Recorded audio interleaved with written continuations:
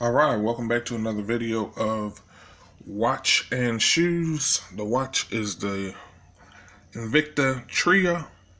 It's called the Tria because it has 3 watches in one. There's one there, completely independent, with its own crown.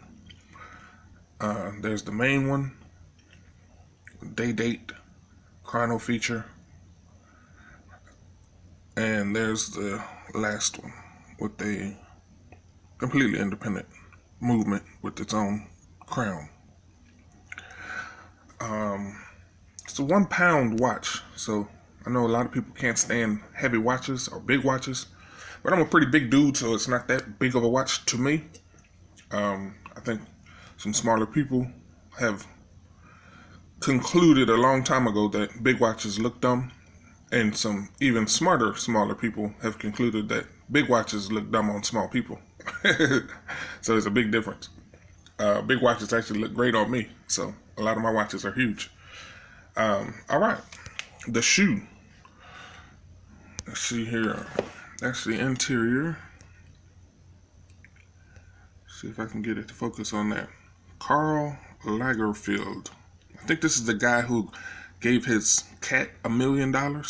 So this guy's making a lot of money. I off selling fashion.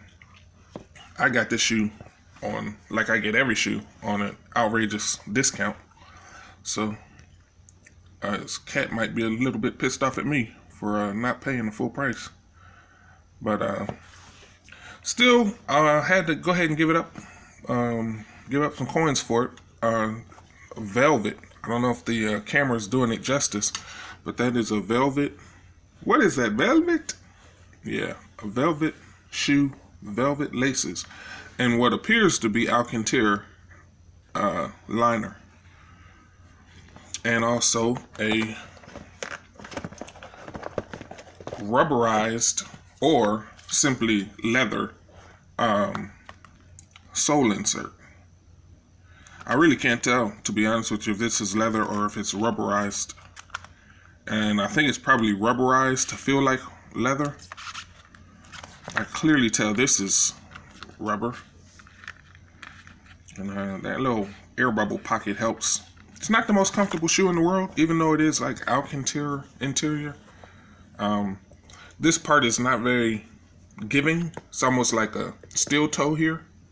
I'm pressing and it's not budging, so it's really like steel toe right there.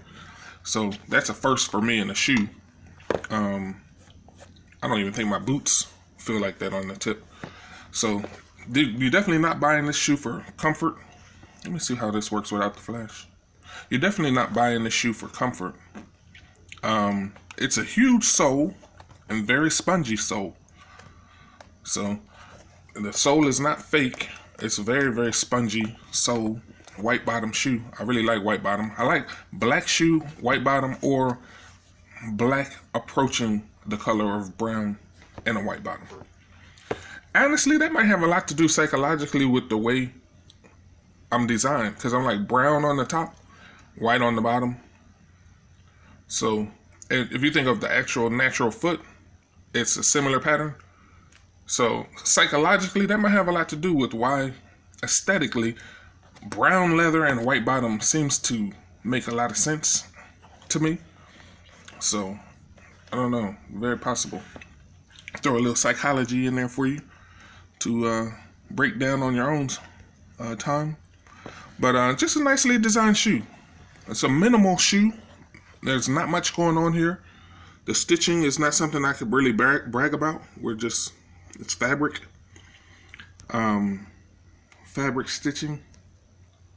Never had a desire to brag about that. This seems to be one piece of fabric. Another piece of fabric, but another piece of fabric here, but it's connected to another piece of fabric with the tongue. And then this is all one piece of fabric going back to the back again.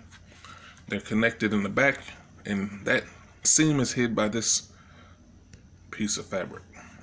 So yeah, that's it. Nothing too fancy, just a velvet shoe with velvet laces and what appears to be patent leather hints on the tongue. Right there and right there. And that's it. Hope you enjoyed this episode of Watch and Shoes. Watch and Shoes. I actually put this on with my jeans and it looked pretty good. Just right off the bat. And that probably helped me go ahead and make this purchase. So this and a pair of blue jeans. Something about that deep dark vamp black velvet and blue jeans. It looked great. So see you all on the next video. Thanks for watching this one. Hope you enjoyed another episode of Watch and Shoes. Watch and Shoes.